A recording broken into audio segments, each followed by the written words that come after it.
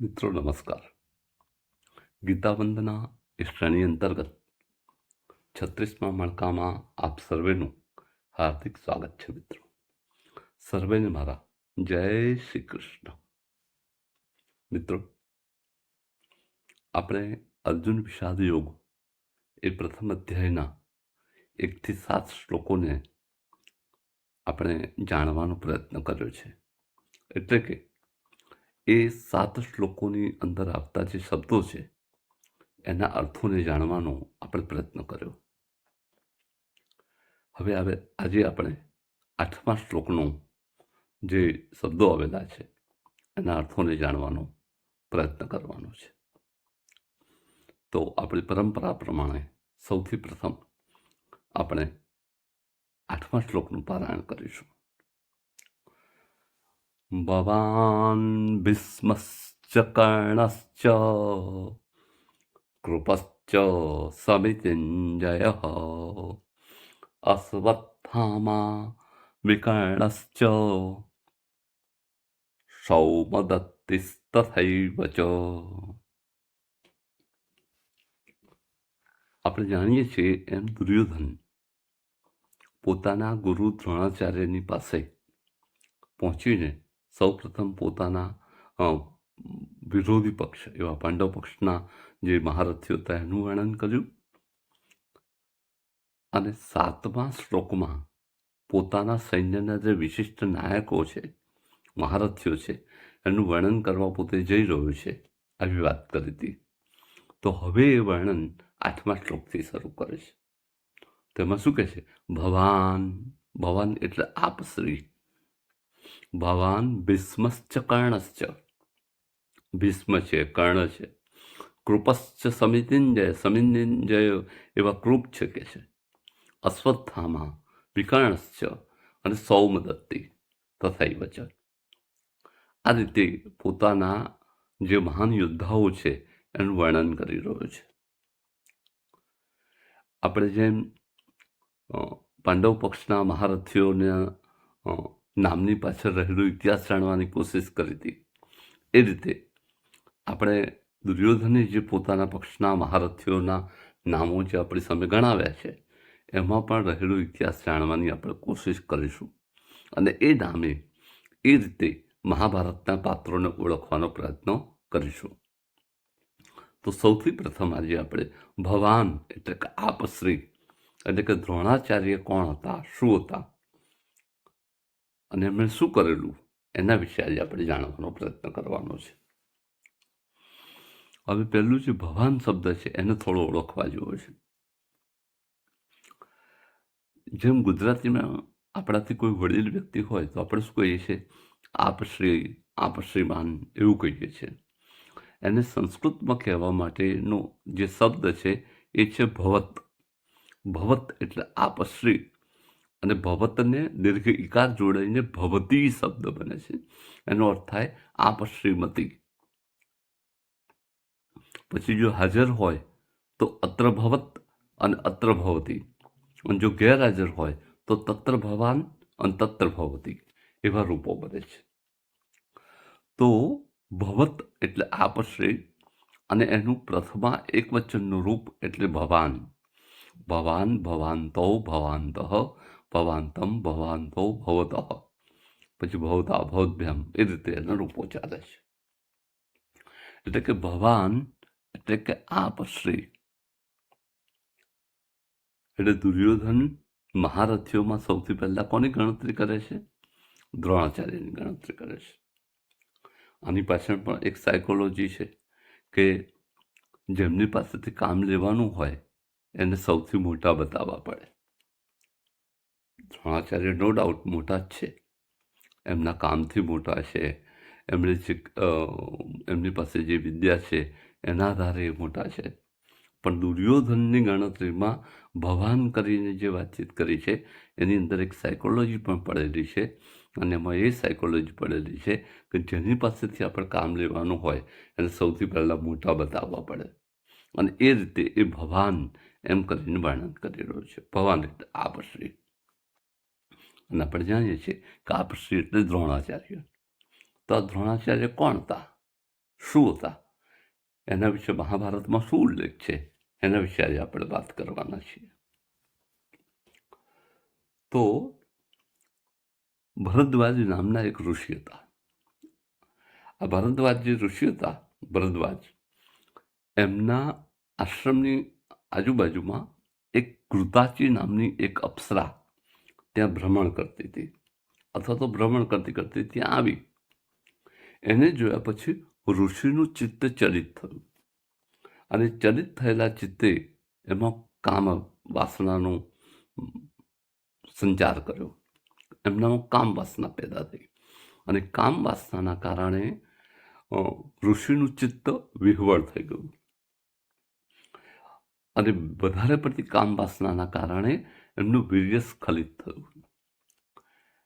આ વીર્ય એક વાસણની અંદર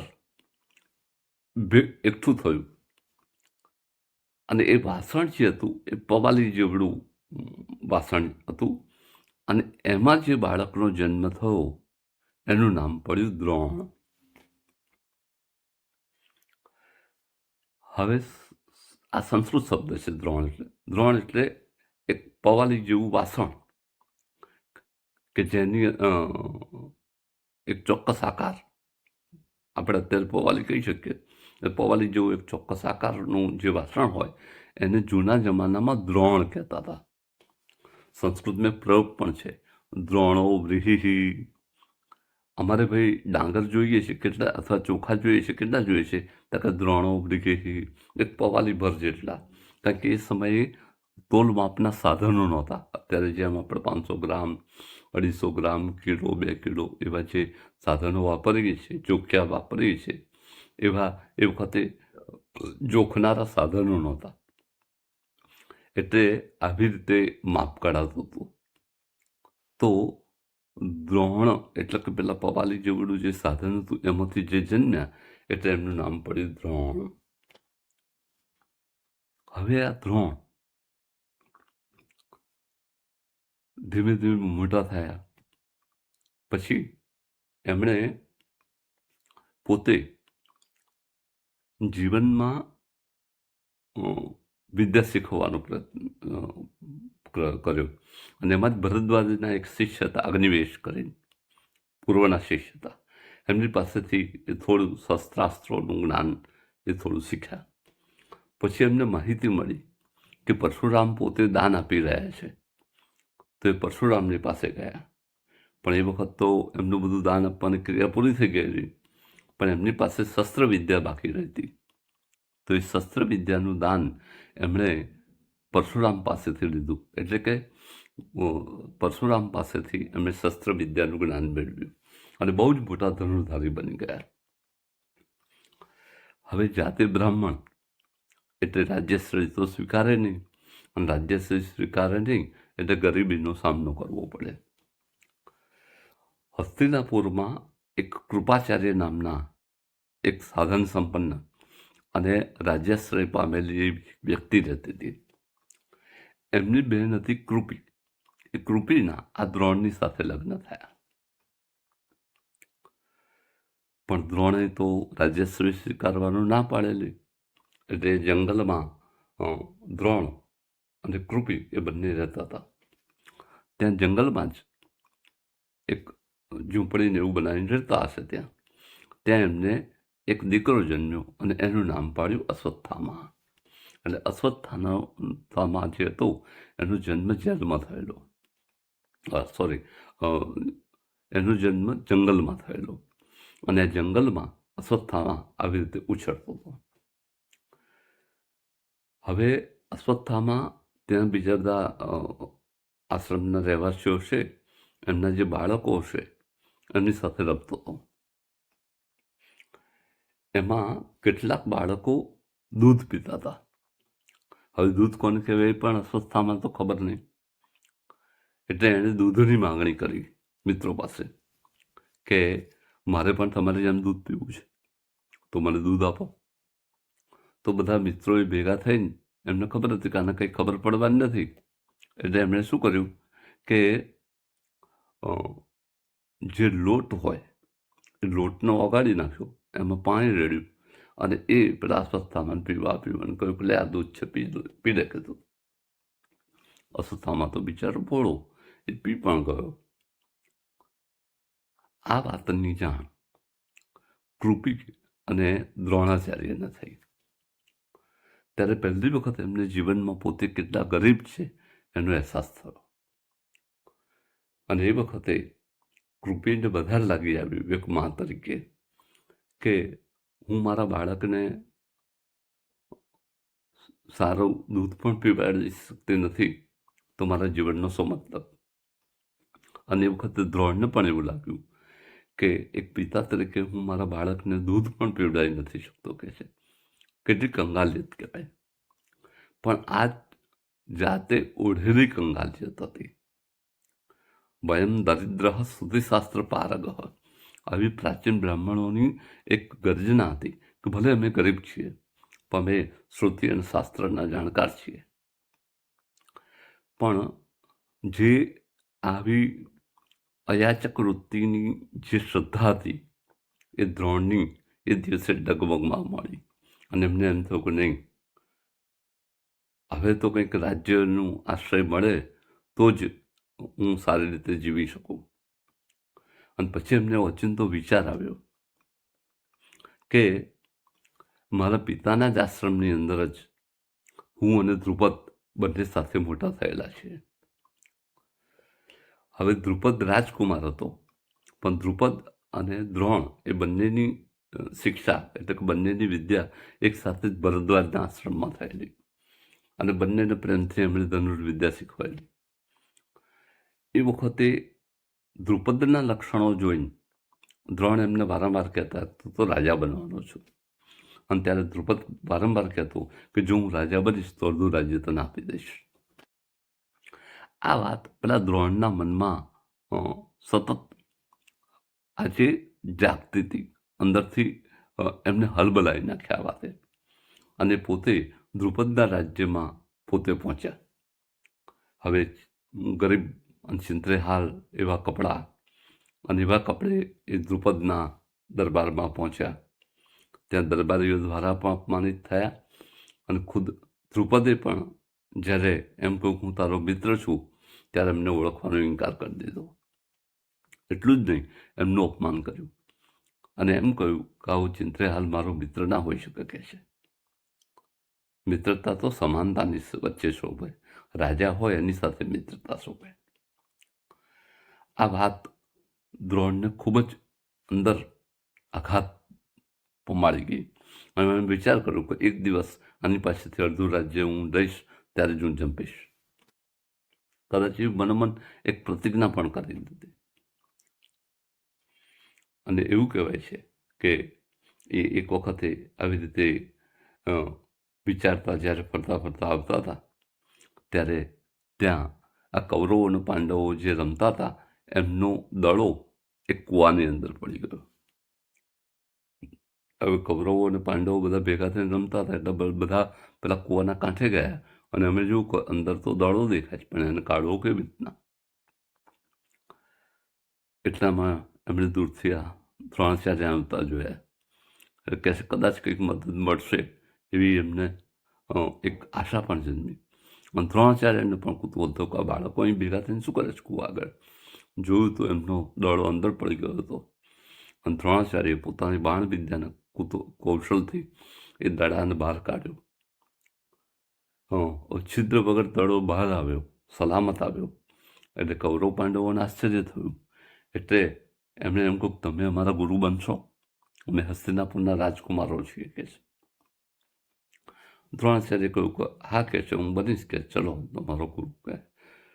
એમ કરીને બાળકો સાથે એ ત્યાં આવ્યા હસ્તિનાપુર અને ત્યાં ભીષ્મ સાથે એમનો મેળાપ થયો. ભીષ્મ દ્રોણાચાર્યમાં રહેલા કૌશલ્યને ઓળખી ગયા અને દ્રોણાચાર્ય કોણ છે એ ઓળખી ગયા અને એમને ગુરુ તરીકે સ્થાપી દીધા ત્યાં. અને કૌરવ પાંડવોને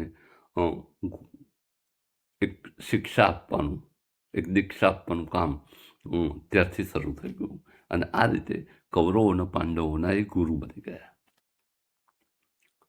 હવે એમના જીવનમાં એક બહુ મોટો એક પ્રશ્ન એકલવ્યના સંદર્ભનો છે, એની થોડી વાત મારે કરવી જોઈએ.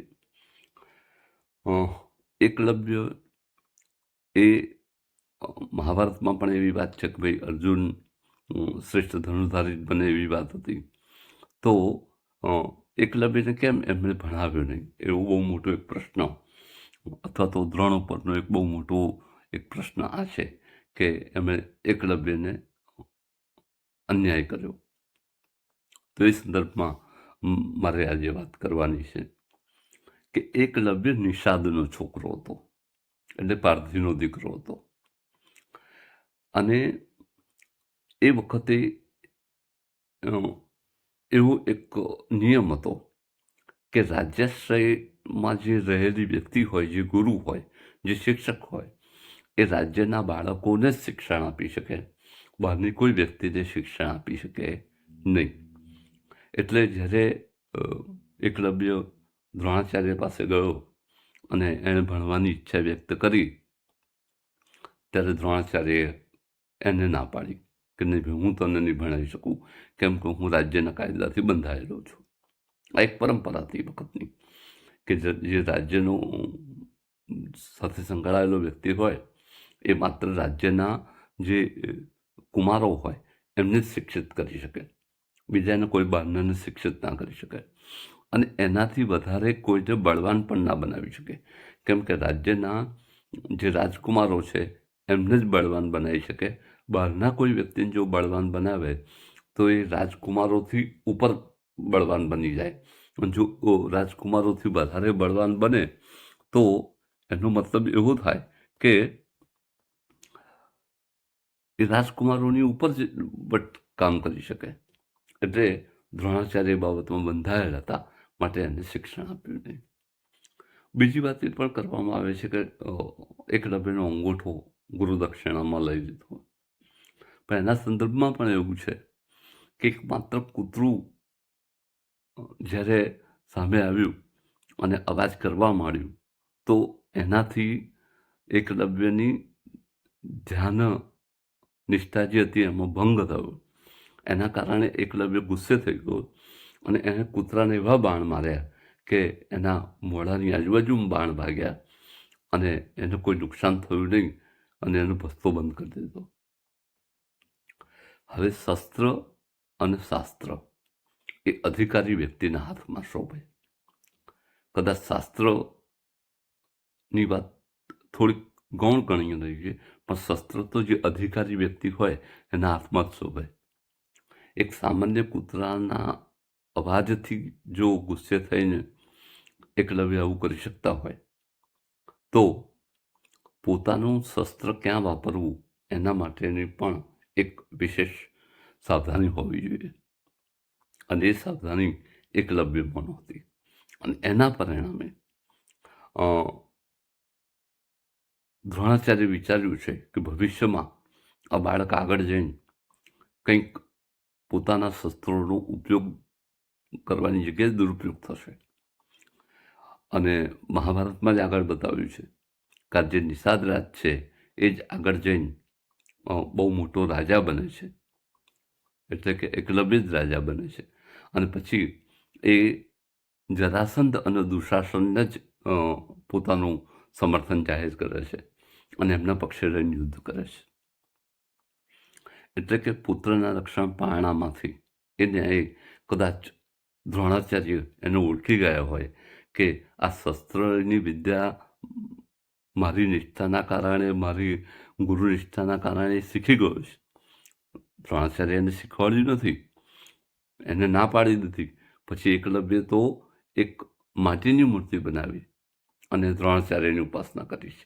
નિષ્ઠાને તો બંધન કરવા પડે અને ગુરુ નિષ્ઠાને તો એવું મોટું એકલવ્ય કામ કર્યું છે. પણ એક માટીની મૂર્તિની સામે રાખીને પોતે આટલો ધનુર્વિદ્યા શીખ્યો અને આટલો બાણાવળી બન્યો, પણ એ બાણ ક્યાં ચલાવવા, કઈ પરિસ્થિતિમાં ચલાવવા એનું જ્ઞાન અથવા તો એની સાચી સમજણ એકલવ્યમાં નહોતી. અને માટે કદાચ એની પાસેથી એ અંગૂઠો, જમણા હાથનો અંગૂઠો માગી લીધો છે. કારણ કે ભવિષ્યના આ જે ગુરુઓ હતા એ ભવિષ્યના પણ બહુ મોટા દૂરંદેશીઓ હતા અને એમને કદાચ એવું થયું છે કે ભવિષ્યમાં આ શસ્ત્રનો ગેરઉપયોગ કરશે અને માટે કદાચ એકલવ્યનો અંગૂઠો માગી દીધો હોય એવું બની શકે. દ્રોણાચાર્ય ઉપર બીજી એકાદ બે વાતોના આરોપ છે એ પણ આપણે જોઈ લઈએ. પહેલી વાત તો એ છે કે તેઓ પોતે બ્રાહ્મણ હતા અને કૌરવ પાંડવોના શિક્ષક હતા, તો એમણે યુદ્ધોમાં ભાગ ના લેવો જોઈએ, આવી પણ એક વાત છે. પણ પોતે બાણાવળી હતા અને કૌરવ પાંડવોના ગુરુ હતા, પણ સાથે સાથે હસ્તિનાપુરનું એમણે લૂણ ખાધેલું હતું અને દુર્યોધનનો આગ્રહ હતો કે તમારે અમારા પક્ષમાં જ રહીને યુદ્ધ કરવાનું છે અને માટે એ દુર્યોધનની સામે કોઈ પ્રત્યુત્તર આપી શક્યા નહીં અને એમને યુદ્ધ કરવું પડ્યું, કમને પણ, કારણ કે એમના પ્રિય તો પાંડવો હતા અને સામે પક્ષ હતા, છતાં એમને યુદ્ધ કરવું પડ્યું. અભિમન્યુ વધની ઘટનામાં પણ આવું છે કે દુર્યોધન વારંવાર જે મેણાટવાણા માર કરે છે એનાથી ગુસ્સે થઈને પછી એમણે આ નિર્ણય લીધેલો છે. અને ત્રીજી વાત એ છે કે એના જ કારણે સતત દુર્યોધનના માનસિક ત્રાસને કારણે એ પાંડવોના સૈનિકો પર દૈવી શસ્ત્રોનો પ્રયોગ કરવા તૈયાર થઈ જાય છે. હવે વિચાર કરો, દ્રોણાચાર્ય જેવો માણસ જે આવું શસ્ત્રો અને શાસ્ત્રોનો જાણકાર હોય એ સામાન્ય પગપાળા જે સૈનિકો છે પાંડવોના એના ઉપર દૈવી શસ્ત્રોનો પ્રયોગ કરવા તૈયાર થઈ જાય છે અને એ વખતે ખુદ દેવો આવીને એમને રોકે છે અને બ્રહ્માસ્ત્રનો પ્રયોગ અટકાવી દે છે. આવી પણ મહાભારતમાં વાત છે. તો મહાભારતકારની ખૂબી જ આ છે કે કોઈ એક વ્યક્તિની માત્ર મહાનતા જ ના બતાવી, એના ખામીઓ અને એના ગુણો એ બંનેને સાથે સાથે લઈને ચાલવા. આ મહાભારતકારનું એક બહુ જ મોટું એક ક્રાંતિકારી પગલું છે અને એ આપણને દ્રોણમાં પણ જોવા મળે છે. તો મિત્રો, દ્રોણાચાર્ય વિશે હજુ પણ વાત કરવી હોય તો કરી શકાય, પણ આપણે સમયની મર્યાદા છે એટલે આ મણકામાં જ દ્રોણાચાર્યને આપણે, આ મહાપુરુષને આપણે ઓળખી ના શકીએ. કદાચ એ કાયદાથી બંધાયેલા હતા અને રાજાની સામે પોતે બહુ બગાવત ના કરી શકે એટલા માટે જ કદાચ એ દ્રૌપદીના વસ્ત્રાહરણ પ્રસંગે પણ ચૂપ રહ્યા છે, બોલી શક્યા નથી. અને એનું મૂળ કારણ એ બન્યું છે કે દ્રોણ અને ભીષ્મના બંનેના પક્ષમાં આ વાત આવીને ઊભી રહી છે કે એમણે હસ્તિનાપુરનું લૂણ ખાધું છે અને લૂણ હરામ કરાય નહીં, એટલે એ નહીં ગમતું હોવા છતાંય અને દુર્યોધનના પ્રખર વિરોધી હોવા છતાંય દ્રોણાચાર્ય પણ કૌરવ પક્ષે રહીને યુદ્ધ કર્યું છે અને પોતાનું મૃત્યુને પણ એમણે સ્વીકાર્યું છે. તો આ બધી વાતો દ્રોણાચાર્ય વિશેની જે હતી એ જે ટૂંક સમયમાં મારાથી રજૂ કરી શકાય એવી હતી એ મિત્રો મેં તમારી સામે રજૂ કરવા પ્રયત્ન કર્યો છે. આવતી વખતે આપણે ભીષ્મ પિતામહ કોણ છે એના વિશે વાતચીત કરવાના છીએ. તો સરસ મિત્રો, તમારો સરસ સહકાર મળી રહ્યો છે. ચેનલને હજુ સબસ્ક્રાઈબ ના કરી હોય તો કરી લેજો. આખા વિડીયોને જોઈને તમારી કોમેન્ટ જે કહી હોય એ દર્શાવવાનું ચૂકતા નહીં. આવજો મિત્રો, સર્વેને મારા જય શ્રી કૃષ્ણ.